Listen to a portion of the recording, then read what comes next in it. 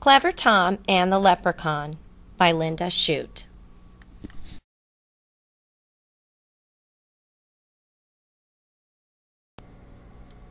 An old Irish story, Clever Tom and the Leprechaun, retold and illustrated by Linda Shute. To Libby Thompson, with love. Clever Tom and the Leprechaun. One fine day, Old Lady Day, in the harvest, Tom Fitzpatrick took a ramble down the lane. Click-clack, click-clack, he heard through the hedge. So Tom tiptoed closer to take a look. The clacking sound stopped when Tom peeped through the bushes, and in the shadow, what did he see? Why, a big gallon pitcher and a teeny man with a brown leather apron and a three-cornered hat. Up the small man climbed on his wee wooden stool and dipped his little piggin into the crock. Then he settled down with his full mug beside him to hammer on the heel of a fairy-sized shoe. By the powers, thought Tom, it's a leprechaun. If I catch him and scare him, he'll give me his gold. Since I'm a clever fellow, that should be simple. Before the sun sets, I'll have my fortune made. Tom stared at the leprechaun and tried not to blink.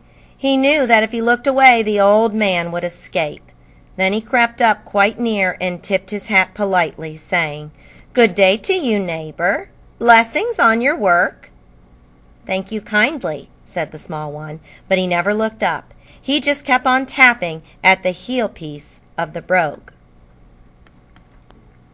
Tom moved his hand closer while he smiled very sweetly and said, "Today's a holiday. You shouldn't have to work." The leprechaun frowned down and answered Tom sharply, "If I do, that's my business and none of your own. Instead of pestering me, young man, you ought to be watching your father's fields. Look there! The cows have broken to the oats. See? They're knocking the corn all about." Cows in the cornfield? Tom's head started turning. But he wasn't fooled by the leprechaun's trick. Quickly he grabbed the sly fellow and cried, "Now you're my prisoner. Tell me, where is your gold?" The leprechaun wiggled and twisted and whined, "I'm just a poor man." But Tom held him fast. "You and I both know you're lying," said Tom, and he made a fierce, frightening face. Finally, the leprechaun quit squirming and said, "Tom Fitzpatrick, you're too clever for me. I see you are after my buried treasure, so I'll have to show you where it is hid." With his eye on the bitty man locked in his fist, Tom followed where the leprechaun led him. He traipsed over a hill and under some hedges, and through a ditch and across the peat bog, and at last, just when Tom feared he had been hoodwinked, he found himself in a great field of weeds. "Dig there," said the leprechaun, pointing to a bush. "Deep under that bullion is where I put my gold." "Thunderation!" said Tom. "I need to fetch my spade, but when I return I'll be lost. There are 40 acres of bullions here, and each plant looks just like the other." Still watching the leprechaun, Tom figured out a plan.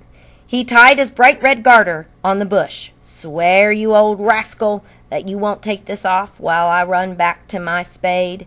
"That I promise you," the little man said. Tom grinned, knowing leprechauns always keep their word. "Now, since I have shown you where my treasure is, I don't suppose you need me any more." "No," said Tom, "my fortune's made. You may go, and good luck go with you." "Then goodbye, Tom Fitzpatrick," said the leprechaun. "May you do much good with what you find." Away Tom ran, as fast as he could run, figuring how he'd spend the gold. Then back he came with his shovel in his hand, back to the field of bullions. But when he got there, lo and behold, a garter just like his own was tied to each and every bush as far as he could see. Tom dug under the bullion where he thought he'd tied his garter, but nothing was buried under that bush. And so he dug another and another. He dug to the east and he dug to the west, and still he found no treasure. The harvest moon rose as he dug to the north, and it set as he dug to the south. When the sun came up, Tom saw he had dug 100 holes, and tired Tom Fitzpatrick knew he couldn't find the gold, so he gave up and headed for home. From then on, Tom always carries a spade, and he never stopped listening for a tapping in the field. Every chance he got, he'd tell how he nearly found the gold, and since I'm a clever fellow, Tom would end his tale, "The next time I catch that leprechaun, I'll have my fortune made."